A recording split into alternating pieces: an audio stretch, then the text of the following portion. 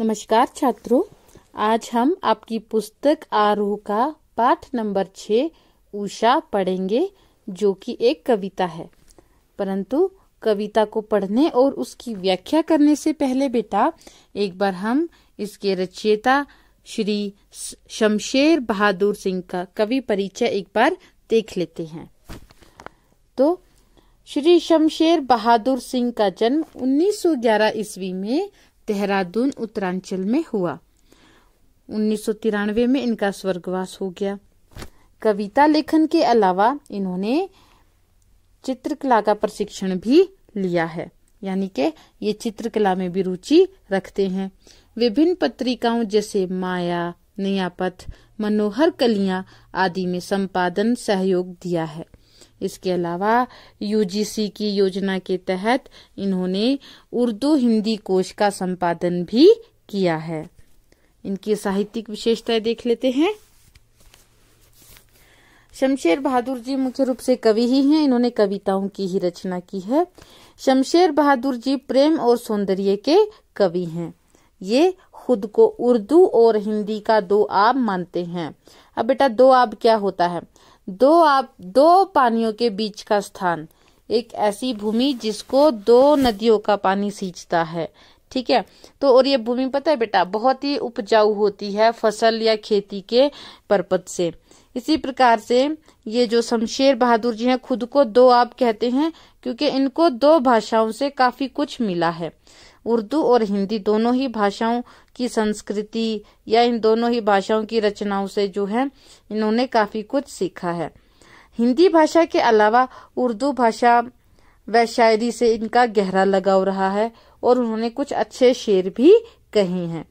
काव्य रचना में इन्होंने संज्ञा व विशेषण से अधिक बल सर्वनाम, क्रियाओं और मुहावरों को दिया है। जीवन के राग विराग यानी के सुख दुख, समकालीन समाज व राजनीति की समस्याएं, प्रेम, प्रकृति आदि इनकी रचनाओं के प्रमुख विषय रहे हैं। जो आज हम कविता पढ़ेंगे ना उषा, वो भी प्रकृति से संबंधित कविता है और सूर्योदय के समय का वर्णन करती है। तो बेटा इनकी रचनाएं देख लेते हैं।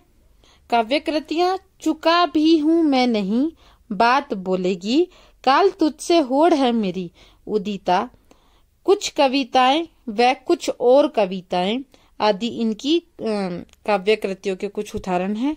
इनको सम्मान भी मिले हैं। साहित्य अकादमी सम्मान, कबीर सम्मान, मैथिली शरणगुप्त सम्मान आदि से ये नवाजे गए हैं। तो अब हम शमशेर बहादुर सिंह जी की रचना उषा को अभी पढ़ते हैं और उसकी व्याख्या करते हैं। प्रकृति पर रचित यह एक कविता है जिसमें कवि ने सूर्योदय के ठीक पहले की प्रकृति के सौंदर्य का चित्र उकेरा है। इसमें पल पल परिवर्तित होती प्रकृति का एक शब्द चित्र प्रस्तुत होता है। तो पढ़ते हैं उषा। बेटा उषा का अर्थ होता है सुबह, सुबह का समय। जब आपका सूर्योदय होने वाला होता है ठीक उससे पहले का समय। प्रातः नभ था बहुत नीला शंख जैसे, भोर का नभ राख से लीपा हुआ चौका अभी गीला पड़ा है। बहुत काली सिल जरा से लाल केसर से की जैसे धुल गई हो, स्लेट पर या लाल खड़िया चाक मल दी हो किसी ने। देखो बेटा प्रातः नभ था बहुत नीला, यानी कि सुबह का जो आसमान था वो कैसा था? बहुत गहरा नीला, बहुत नीला गहरा नीला था। शंख जैसा पवित्र था। जैसे शंख हमारे पूजा पाठ के काम आता है और एक पवित्र वस्तु मानी जाती है, वैसे ही भोर का समय सूर्योदय से ठीक पहले का समय बहुत ही पवित्र समय होता है। भोर का नभ कैसा था?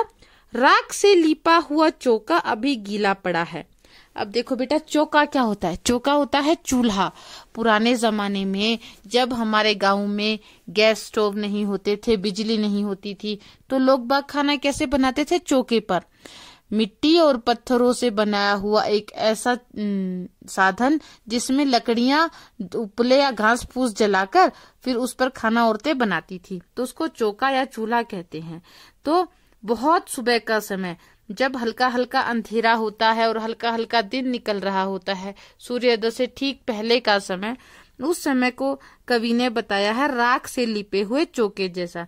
जैसे राख से लिपा हुआ चौका, उसका दिखने में कैसा लगता है कलर, कहीं कहीं से उजला, कहीं कहीं से काला। अब क्योंकि हम उसमें लकड़ियां जलाते हैं तो जलने के बाद वो जो कालापन होता है वो उस पर लग जाता है, तो कहीं कहीं से वो काला रहता है। मिट्टी के लेप होने के कारण कहीं कहीं से उजला भी होता है।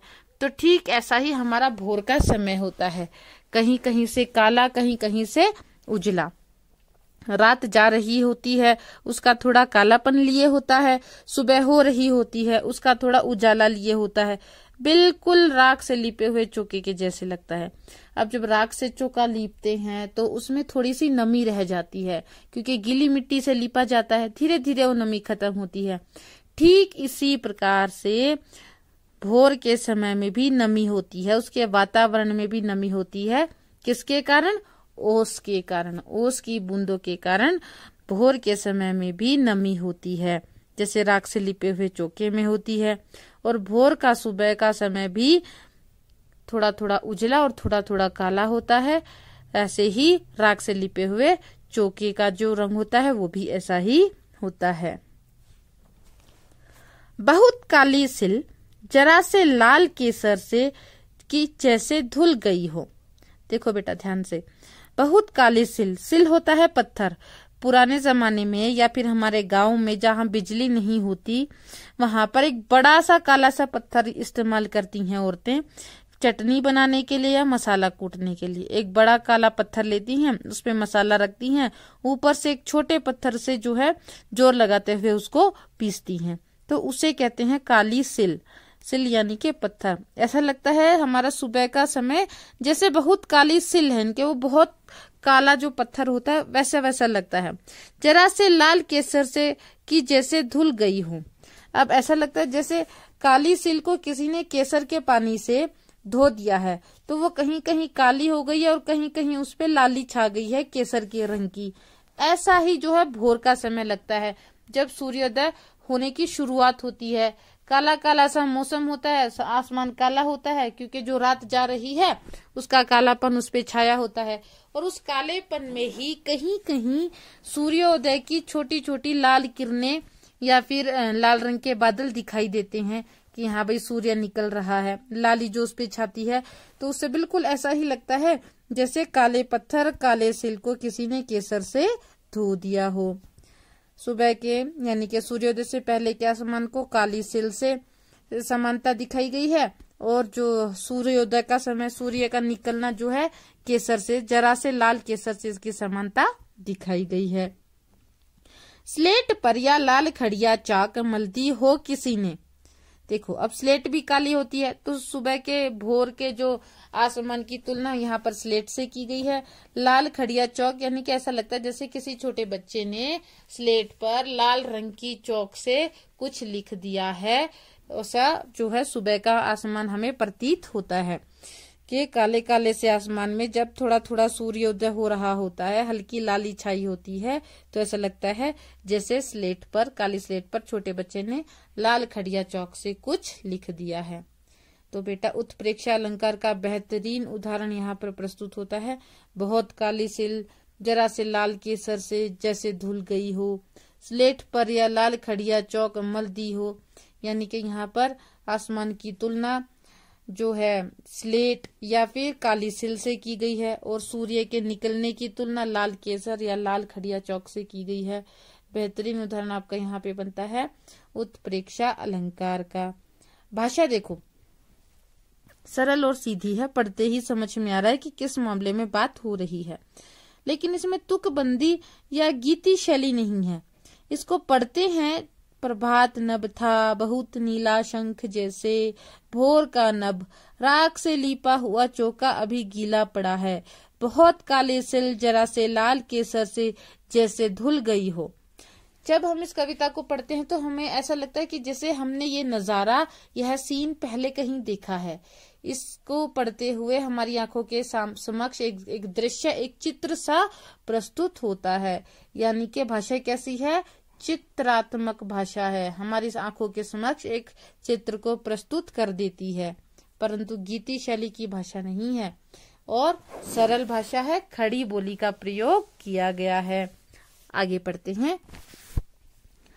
नील जल में या किसी की गोर झिलमिल देह जैसे हिल रही हो।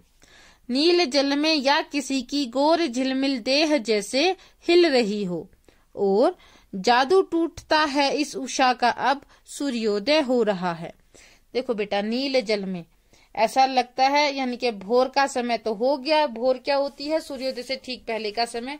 अब इस दूसरे पैराग्राफ में सूर्योदय जब हो चुका है उस समय का वर्णन अब वो करता है कि आसमान का जो कालापन है वो चला गया है, आसमान बिल्कुल नीला हो गया है, जैसे कि नीला जल होता है, नीला पानी है।